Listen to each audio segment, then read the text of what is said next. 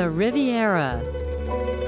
Beautiful, seductive, one of the most celebrated coastlines in the world.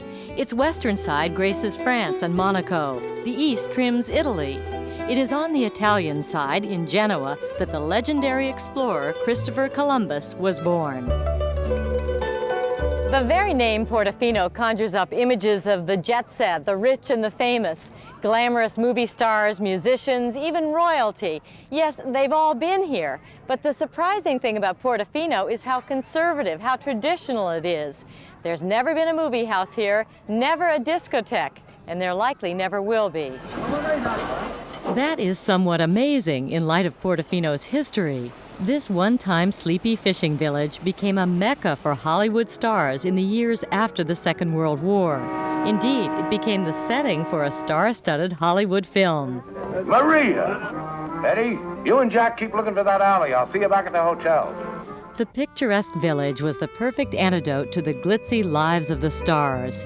Here, they could escape the cameras of the paparazzi to relax among people who made their living from the sea, people who could easily ignore them.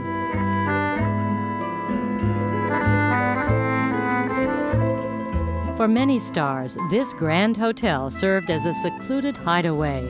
The Splendido started out as a monastery, but was abandoned in the 16th century after countless raids by pirates. It opened as a hotel in the early 1900s and has catered to luminaries from Bogart to Madonna. Jacqueline Chapelle explains why. What kind of an atmosphere do you try to create here at the hotel? We try to keep it very private and very friendly so that it doesn't look like a big chain hotel. We want it to be like a house, and we want it to be personal.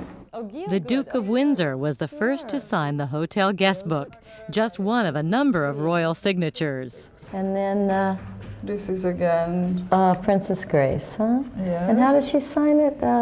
Well, this is Princess. No, the short for Princess. Yes. Oh, Groucho Marx. What does he say? He says, "Wonderful hotel, wonderful people. I deeply regret leaving, sincerely." No doubt they were drawn to Portofino for some of the same reasons that attracted this Belgium native. What do you think it was when you saw it? What happened to you when you came to Portofino? Paradise. Paradise for the colors and the flowers. The first time I saw Portofino, the first reaction was, this is where I want to stay. And the second reaction was, I will never leave from here. Ice cream, sunshine, and antiquity by the sea. All the ingredients to inspire a tourist invasion. And invade they do in summers, coming by land and by sea. So much so, cars on these tiny old streets have been banned. Nanacini says locals have done some friendly ranking of tourists. You'll be surprised and pleased to know that the refined, more knowledgeable tourists are called Bostonians. Really? So now, and why, Nani? Why do they call them the Bostonians? Explain. Because they understand the difference between the medium-class tourists coming down from the boats, the cruise ship tours, who just come here, land, and go around and look for the shops and then go away.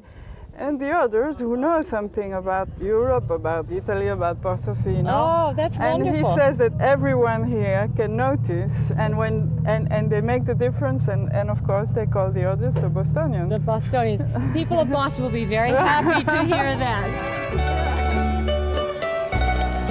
As the second day of our journey ends, one thing is certain. The view from the window is beautiful enough to captivate even the most casual visitor. Filmmakers continue to be lured to Portofino today. A new British-made drama set in the 1920s called Hotel Portofino was recently filmed there and has its premiere tomorrow on the BBC.